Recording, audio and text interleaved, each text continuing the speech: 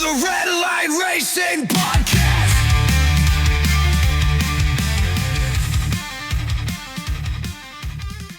Hello and welcome back, or welcome to the podcast. I am your host, Nick, and I've just moved my microphone closer towards my face, so you might have thought, why is he all of a sudden gone quite loud? That was why. Today, I was listening back to the podcast I released yesterday, and over the last few days, I've been away, so I do apologise. When I say few days, from Friday to Tuesday, Wednesday, I've been away. Been lovely. I think I said it in one of the podcasts, but I had a bit of a holiday with me and my girlfriend. Wasn't like we didn't go abroad or anything, but we just went for loads of walks and saw some really cool sights and like sightseeing pretty much. So it was really nice actually, if any one of you guys are bothered. But I was away from doing a podcast and seeing the F1. I listened to it, like I stated, but I've actually got the time. I actually had the time just a minute ago to go back and actually go over what had been going on during the Grand Prix and watched a bit of it. I thought the radio is always nice to listen to because it can actually make a boring race sound quite exciting.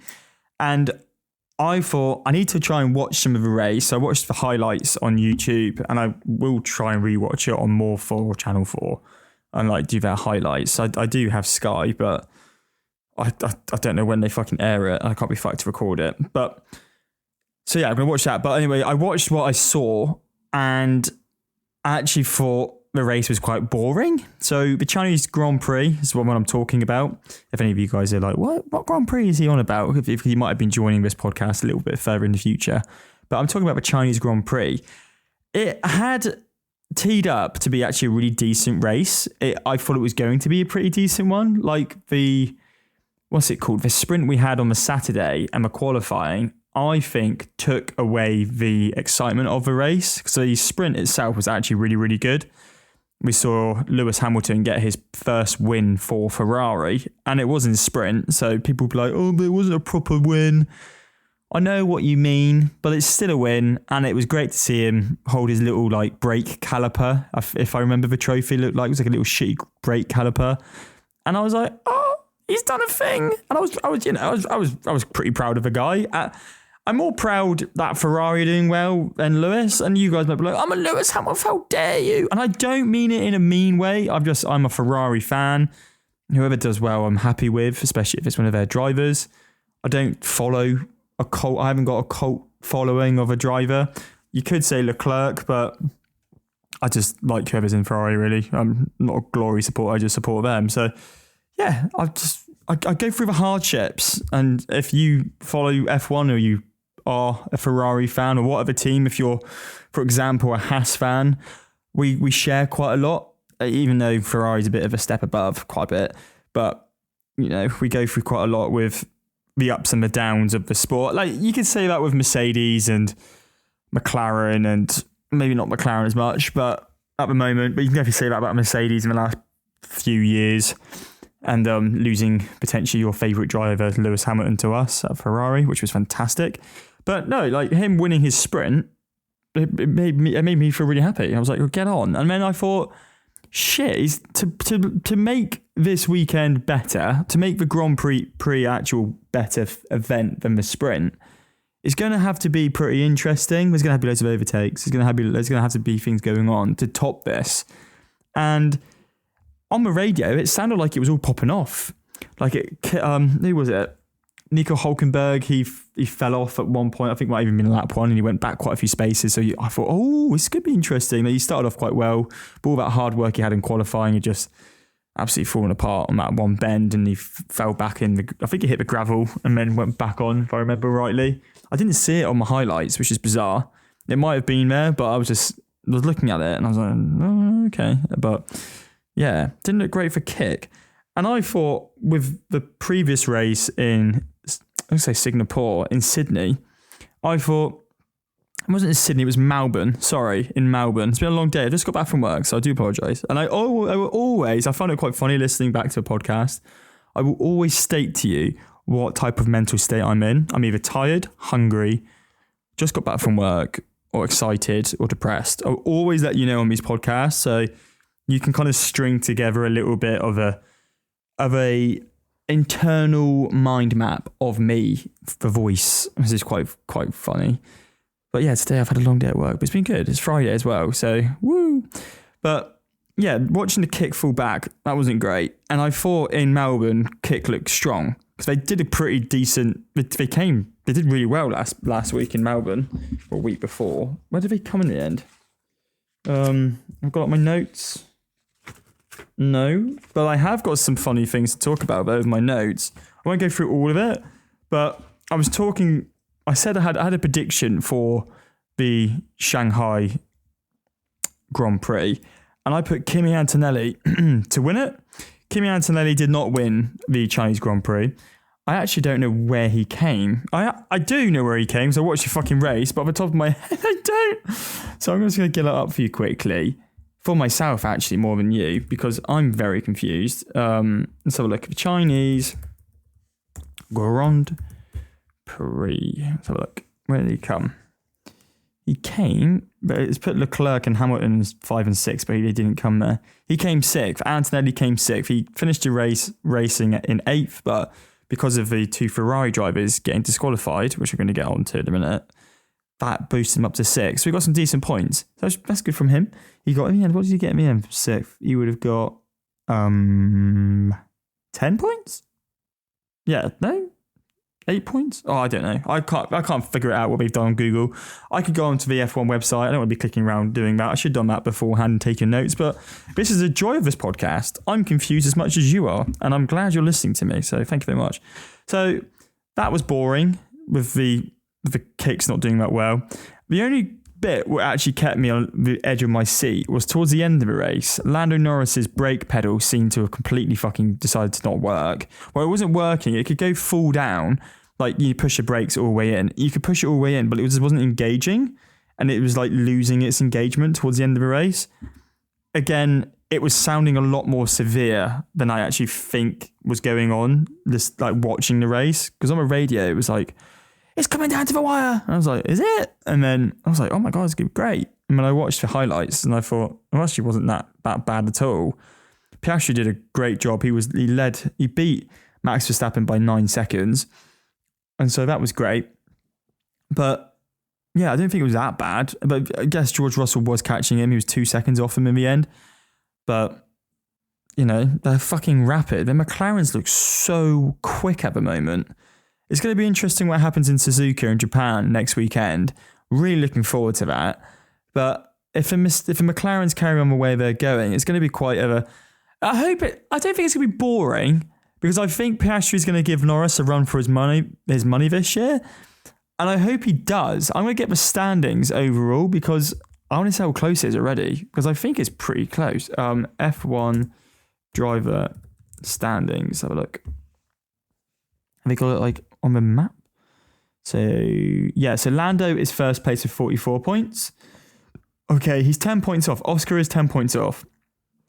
Lando's got 44. Max has got 36. George has got 35. Piastri has 34.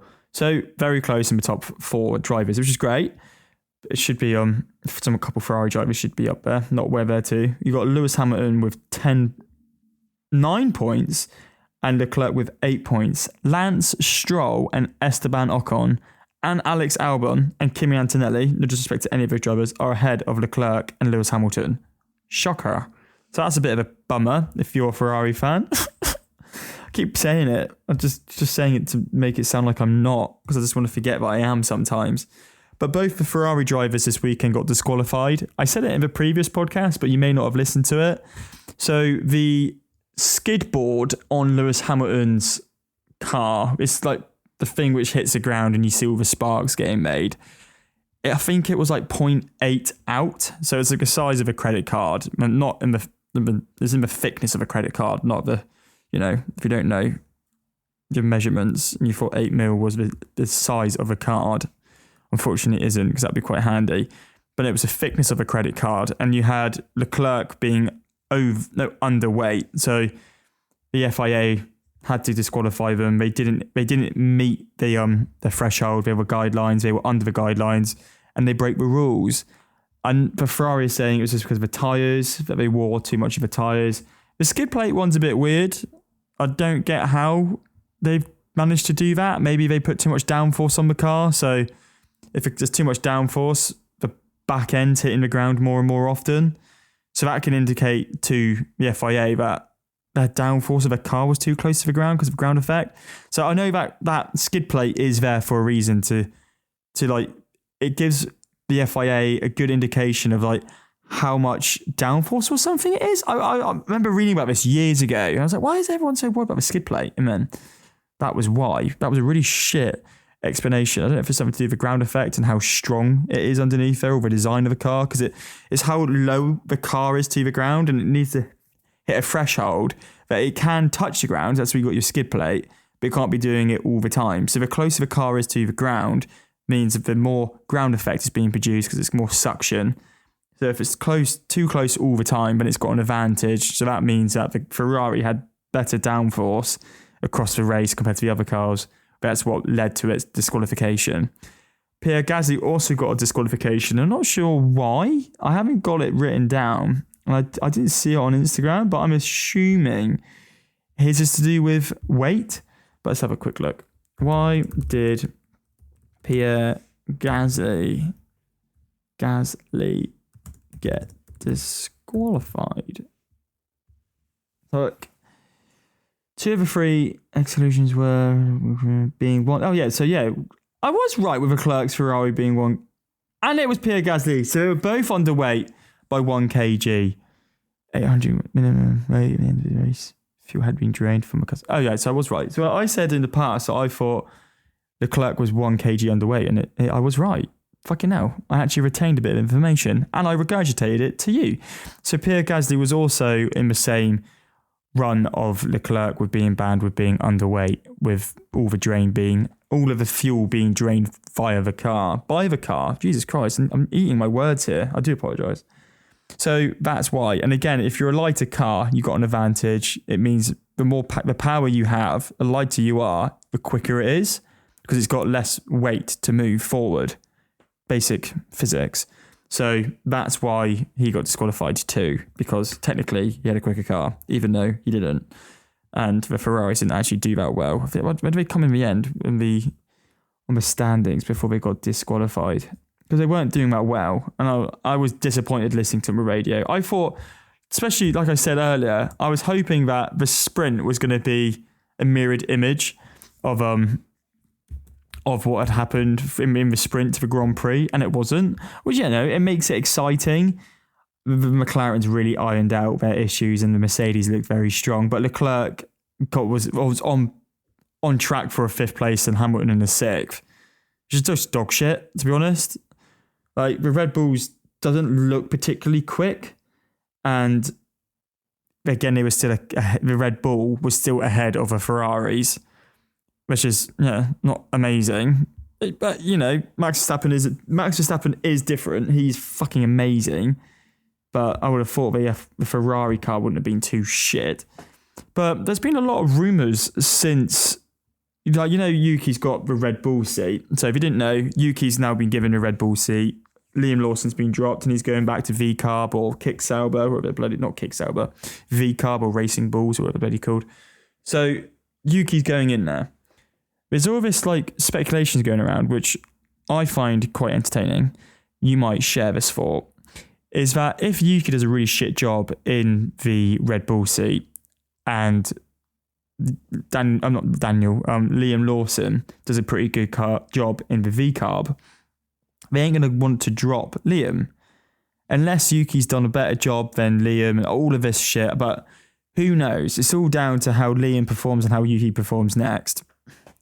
But the rumour is, which I like, the rumour is if Yuki just doesn't grasp it at all, lands on his face like Liam had done in those 2 races. Again, the 2 races Liam had been given were 2 races which he's never driven before, and one of them was in the wet, and the other one was his home Grand Prix and in the wet. Not his home Grand Prix, but his neighbour Grand Prix and in the wet first time. And the second one was, again, really hard track, had never driven it before, and that was just 2 races he had in the Red Bull car. And then the races after that in Suzuka, and I think it's Abu Dhabi after, or I forgot which one, whatever it bloody is. he had driven. So he may have actually been able to show to Red Bull that, I actually am quite good. It's just I wasn't good in those tracks. So it's new to me, all of that shit. And he was dropped. But the rumour is, with the whole dropping thing and with Yuki and Liam switching, if Yuki completely doesn't make the mark, which I hope he does, I think we all have our fingers crossed for Yuki because none of us want to see him do bad. I want him to do well. I really want him to do really well. I want to see him in an F1 seat for a while. I think he's a really good character for the F1 grid. He's fun. He's enthusiastic. He's charismatic. Sounds like I'm like trying to sell you him, which I'm not because I don't need to. He's great. But if he doesn't do well, apparently Daniel Ricciardo is rumoured to take his seat if he doesn't do well. Because Daniel Ricciardo is the only one who went toe-to-toe with Max Verstappen. I know it wasn't for a long time, but he went toe-to-toe with Max Verstappen on his second year of being in the Red Bull car, and they both did quite well. He just left, and then didn't he go to Renault, and then he went from Renault to McLaren because he wanted to be the number one driver. He didn't want some young guy to come along and just beat him. Which is a bit of an ego trip from Daniel Ricciardo, I must say. Sometimes you just got to take it for how it is. You've had your moment. Daniel Ricciardo could have been a world champion if he had that car the year he was really good. I forgot what year it was. It was like 2016, I think it was around that era. But he could have won the world championship around then. The car wasn't amazing. He was incredible, great driver. And I think that's what everyone kind of holds on to. The Daniel Ricciardo who won at Monaco. Just like, oh my God, he was so good. And he was. But the car wasn't quite there. And the cars around him, some of the cars around him were better. And that's just the nature of the beast with F1 occasionally. It happens. It's annoying. But then Max, found his footing with that car. And Daniel didn't like it. He became the number two quite quickly in his mind and not even his mind, but in fact. And he left. He went to, was it Renault? That didn't go well.